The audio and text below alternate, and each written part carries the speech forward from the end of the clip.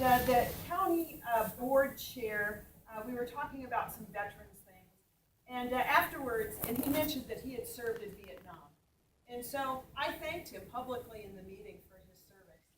And it was remarkable and shamefully astounding to me for him to say, and he was probably a 60-year-old man at the time, I have never had anyone thank me for my service. That should never happen in this country. And I do not believe that is the state of affairs today. But I want to make sure each one of you know how grateful I am and all Minnesotans and Americans are for your service.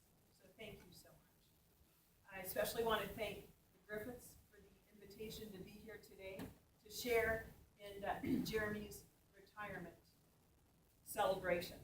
I've known the Griffiths for over 10 years, and in fact, the first time that I met Jeremy's mother, we spoke of Jeremy, who was in Iraq at the time. And I can recall feeling myself the angst, having not even met Jeremy, but the concern and friendship that I had with Lynn and Kathy.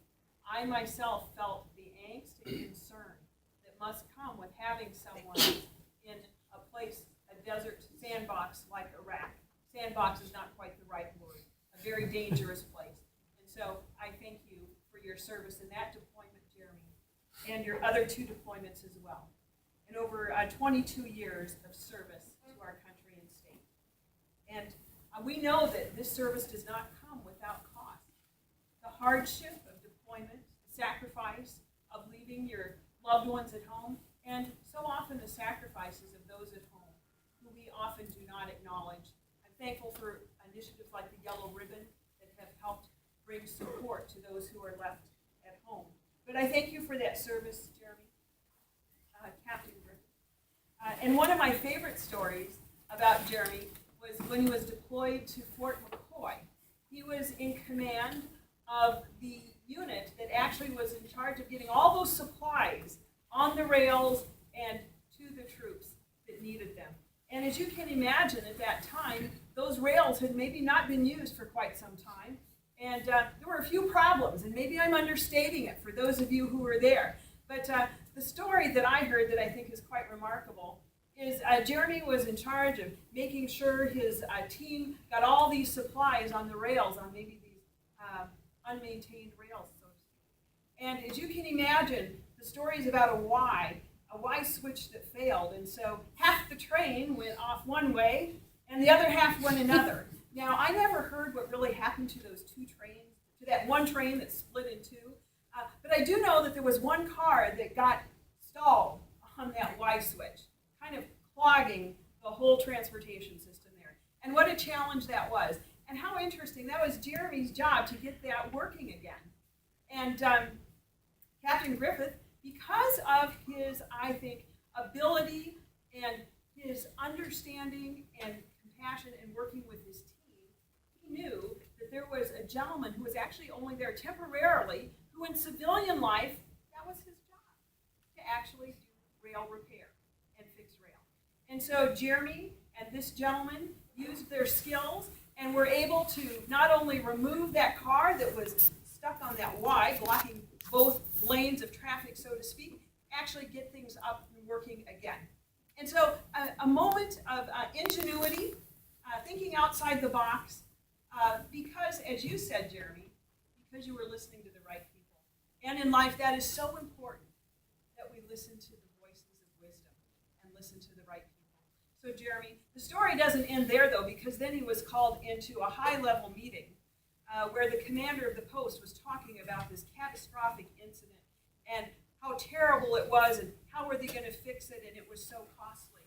And Jeremy was in the very back of the room, and he raised his hand, introduced himself, and explained what happened. And suddenly, the focus was on him. He was called to the front of the room to explain what had really happened there and how they were able to avert what could have been a very dangerous situation in not getting the needed equipment to the troops in time. And the interesting part of the story, which Jeremy did not tell me, but somebody else did, the commander was told that the cost for those repairs was not covered somehow, and the commander rightfully ignored that particular order or request. So thank you, Jeremy, Thank you so much for your service. Now, some of you might not know that Captain Griffith has a twin. Did anybody know that? Did he manage to say that? Okay.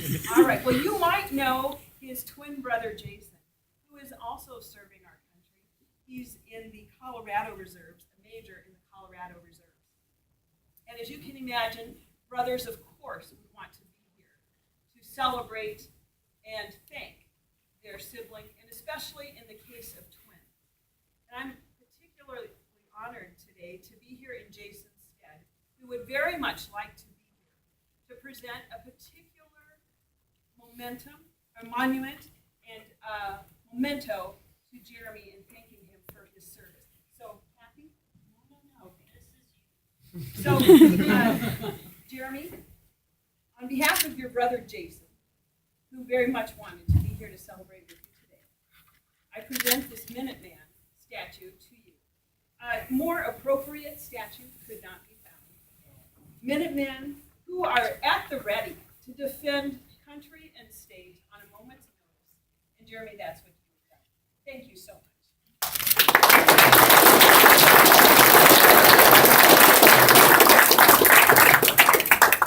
With that, I thank you so much for letting me be a part of your celebrations today. And I encourage you and thank you with greatest gratitude for keeping our country safe, our state stable. If there's anything that I can do, my Senate staff, members of the Senate, please let us know. It is our job to make sure that we hold true to our promises to you. Thank you so much.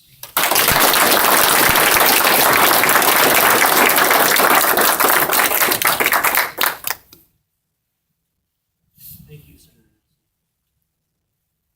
Captain Jeremy Griffith, on behalf of the grateful nation, the commander now presents you with the opening statement.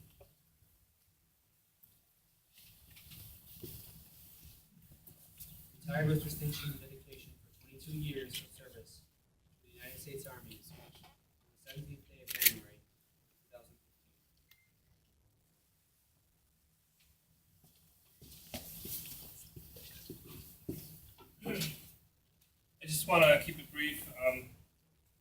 I want to acknowledge Senator Nelson for kindly celebrating this day with us. When my girlfriend Rose, who was with me, became a citizen back in September, we had a shot in the dark. We invited the senator to enjoy that day with us, and we were happy that she was able to celebrate with us when she got sworn in as a citizen, and that was very important to us. So she's been a very good friend to our family, and she's a great representative of our state, so I want to acknowledge we're very grateful that you're here. I want to also acknowledge Carla and Sergeant Major Samuelson, Major Roscoe, for all your mentorship over the years. It's meant a lot to me. So I appreciate everything you've done and the leadership you've provided for me in this unit the last 2 years that I've been in reserves. I also want to acknowledge Master Sergeant Rieger, who's been kind of my rock in Charlie team. She's the epitome of a great NCO, and she's kind of keeping me squared away. Make sure she's got really a lot of attention to detail, and I think she's a great leader for the team, and I wish you success in your future career. And everyone who's been such a good friend to me these past couple years that have been in service, it's to come back from the Army National Guard to kind of jump ship a little bit. I appreciated being in this unit and serving with you. There's nothing I wouldn't do for you guys. I always go to bat for you. Appreciate your friendship and your service, and wish you the best.